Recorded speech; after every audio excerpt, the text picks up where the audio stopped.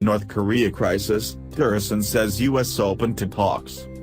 The U.S. is open to negotiations with North Korea aimed at removing nuclear weapons from the region, Secretary of State Rex Tillerson has said. But he said the U.S. would use military force if necessary. The foreign minister of China, North Korea's greatest ally, said a peaceful settlement was the only right choice. Mr. Tillerson told a UN Security Council meeting that the threat of North Korea launching a nuclear attack on its neighbors was real.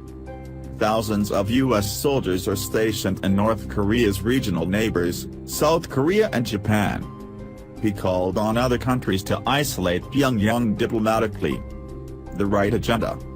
Asked on Friday by U.S. broadcaster NPR if the U.S. was prepared to hold direct talks with North Korea, Mr. Tillerson replied, "Obviously, that would be the way we would like to solve this.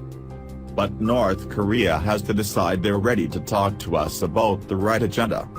He called on UN member states to implement sanctions on North Korea or downgrade diplomatic relations with the country. Speaking to the UN Security Council, he said the U.S. would use diplomatic and financial measures against North Korea, including potential sanctions on companies or individuals with ties to North Korea, but would be willing to consider military action if necessary. For years, he said, North Korea had dictated the terms of its dangerous course of action. "It's time for us to retake control of the situation," he said. The threat of a North Korean nuclear attack on Seoul or Tokyo is real, and it is likely only a matter of time before North Korea develops the capability to strike the U.S. mainland. Critical point. Chinese Foreign Minister Wang Yi warned against military intervention. "The use of force does not solve differences and will only lead to bigger disasters," he said. Peaceful settlement of the nuclear issue on the Korean peninsula through dialogue and negotiations represents the only right choice that is practical and viable, he added. He also repeated a Chinese offer to halt Pyongyang's military program in return for a freeze on joint U.S.-South Korea military drills. The U.S. has rejected the idea in the past, saying the nuclear program must be halted first. North Korea has made repeated attempts to miniaturize nuclear warheads and fit them on long-range missiles capable of reaching the U.S.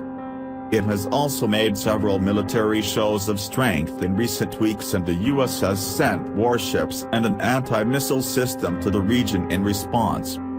Earlier on Friday, in a wide-ranging interview with Reuters, U.S. President Donald Trump said he feared a major conflict if negotiation attempts did not work. Developments that have raised tensions in recent weeks include: North Korea executed a failed missile launch and held a massive military parade in an apparent show of strength. The U.S. deployed a group of warships and a submarine to the region. Pyongyang reacted angrily, threatening a Subribe preemptive strike.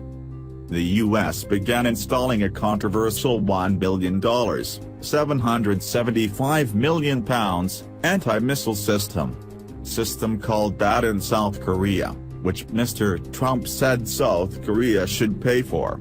Seoul said on Friday there was no change in its position that the U.S. pays for it. Mr. Tillerson and U.S. Vice President Mike Pence visited South Korea, reiterating that all options are on the table in dealing with the North.